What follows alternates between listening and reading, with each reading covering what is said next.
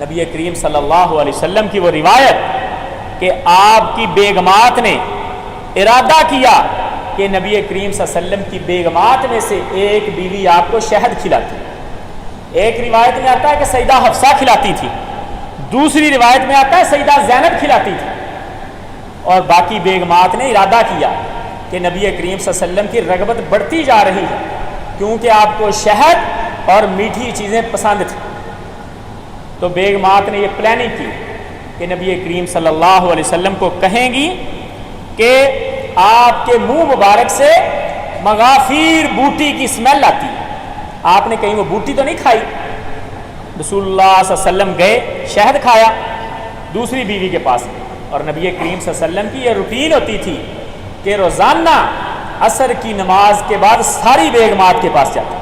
9 بیگمات تھیں ان دنوں, اور سب کے پاس چکر لگاتے, حالات دریافت کرتے, بیٹھتے, باتیں کرتے, اور پھر آخر میں اس بیوی کے پاس جاتے جس کی رات ہوتی تھی اور جس کے پاس رکنا ہوتا تھا, اور وہاں پھر نبی کریم صلی اللہ علیہ وسلم اسٹے کرتے.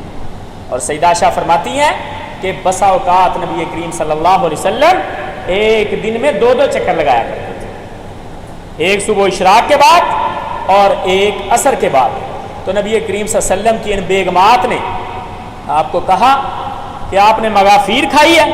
رسول اللہ صلی اللہ علیہ وسلم نے فرمایا نہیں, شہد کھایا. وہ کہتی پھر لگتا ہے کہ مکھی جو ہے وہ شہد والی وہ مغافیر بوٹی سے اٹھ کے آئی ہوگی اور آ کے اس نے شہد بنایا ہوگا, اس لیے اسمیل آئی. رسول اللہ صلی اللہ علیہ وسلم خاموش. دوسری بیوی کے پاس گئے, اس نے بھی یہی بات کی. تیسری بیوی کے پاس گئے, اس نے بھی یہی بات کی. سب سے پہلے حضرت عائشہ, پھر حضرت سودا, پھر سیدہ صفیہ, اور دوسری روایت میں آتا ہے حضرت حفصہ. رسول اللہ صلی اللہ علیہ وسلم پریشان ہو گئے. اب نبی کریم صلی اللہ علیہ وسلم کو اپنی بیگمات کی خوشی اور اپنے جسم کی نفاست اتنی پسند تھی کہ نبی کریم صلی اللہ علیہ وسلم نے ادھر کھڑے ہو کے قسم اٹھا دی کہ آج کے بعد میں شہد نہیں کھاؤں. اور نبی کریم صلی اللہ علیہ وسلم نے شہد کو اپنے اوپر حرام قرار دیا. توجہ طلب بات ہے ان لوگوں کے لیے جو سگریٹ پیتے ہیں, نسوار رکھتے ہیں اور گٹکا وغیرہ گندی چیزیں کھاتے ہیں, اور بیگمات کہتی ہیں کہ آپ کے منہ سے اسمیل آتی ہے. وہ کہتے ہیں تمہیں تو چھوڑ سکتا ہوں, سگریٹ نہیں چھوڑ سکتا, اور بڑے فخر کے ساتھ یہ بات کہتے ہیں. یہ جہالت ہے. نبی کریم صلی اللہ علیہ وسلم حلال چیز, شفا والی چیز, اور نبی علیہ الصلوۃ والسلام کو پسند ہے, صرف اس لیے چھوڑ رہے ہیں کہ آپ کی بیگمات کو اس کی اسمیل نہ آئے. اور نبی کریم صلی اللہ علیہ وسلم کو اللہ رب العزت نے فوراً کہہ دیا, کیونکہ اللہ تو جانتا تھا کہ اسمیل نہیں آ رہی, وگرنہ نبی کریم صلی اللہ علیہ وسلم نے اپنا کام پورا کر دیا تھا کہ اگر آپ کی پرفیوم آپ کی بیوی کو پسند نہیں ہے تو پرفیوم چینج کر. یہ بات یاد رکھیں. اور اگر آپ کی بیوی کا لباس آپ کو پسند نہیں ہے تو اسے چاہیے کہ وہ نہ پہنے. بیوی نے بننا سنورنا خامد کے لیے ہے, اور خامد نے بننا سنورنا بیوی کے لیے. اچھی چیز بھی اگر لائف پارٹنر کو پسند نہیں آ رہی تو اس کو چھوڑ دیں. نبی علیہ الصلوۃ والسلام نے کر کے دکھا دیا, لیکن آپ کا معاملہ اور تھا. پہلی بات کہ ان کی سازش تھی, حقیقت میں اسمیل نہیں آ رہی. اور دوسری بات کہ نبی کریم صلی اللہ علیہ وسلم کا حرام قرار دے دینا قیامت تک لوگوں کے لیے حجت اور دلیل بن جانا تھا. تب اللہ رب العزت نے قرآن مجید میں یہ آیت نازل فرما دی, یا ایھا النبی لما تحرم ما احل اللہ لک.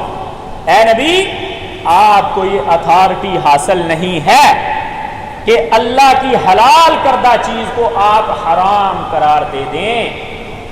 نہ آپ کو یہ اتھارٹی حاصل ہے کہ اللہ کی حرام کردہ چیز کو آپ حلال قرار دیں. اور اللہ رب العزت نے بیگمات کے لیے فرما دیا, ان تتوبا الی اللہ, ان کو اللہ سے توبہ کرنی چاہیے, انہوں نے آپ کو گمراہ کرنے کی کوشش کی ہے. تو حضرت جی یہ بات یاد رکھیں کہ جب نبی علیہ الصلوۃ والسلام کے پاس یہ اتھارٹی نہیں ہے کہ وہ کسی حرام چیز کو حلال قرار دے دیں اور کسی حلال چیز کو حرام قرار دے دیں, تو آج کے مولوی کے پاس یہ اتھارٹی کہاں سے آ سکتی کہ خاوند نے طلاق دی ہو بیوی کو اور شرعی دلائل کی روشنی میں رجوع کی صورت ہو, اور کوئی مولانا اٹھ کے کہہ دے کہ کوئی رجوع کی صورت نہیں ہے, حرام ہو گئی ہے، حرام ہو گئی ہے، حرام ہو گئی ہے، کس نے یہ اتھارٹی دی؟ یہ کوئی چھوٹی بات نہیں ہے۔ علماء کو توجہ کرنی چاہیے اس بات پہ اور رجوع کرنا چاہیے، جس بھی مکتبہ فکر سے، جس بھی مسلک سے ہوں۔ اللہ رب العزت نے یہ اتھارٹی کسی کو نہیں دی۔ جب حضرت رسول اللہ کے بارے میں اللہ نے فرما دیا لما تحرم ما احل اللہ لک، تو ہم کون ہوتے؟ تو نبی کریم صلی اللہ علیہ وسلم نے حسن معاشرت کر کے ہمیں دکھا دیا کہ ان اللہ کی بندیوں کے ساتھ کیسے رہنا۔ ان کو پاؤں کا جوتا نہیں سمجھنا، بلکہ یہ گھر کی زینت ہیں، یہ مکان کو گھر بناتی ہیں، اور ان کا کتنا عزت اور احترام ہے۔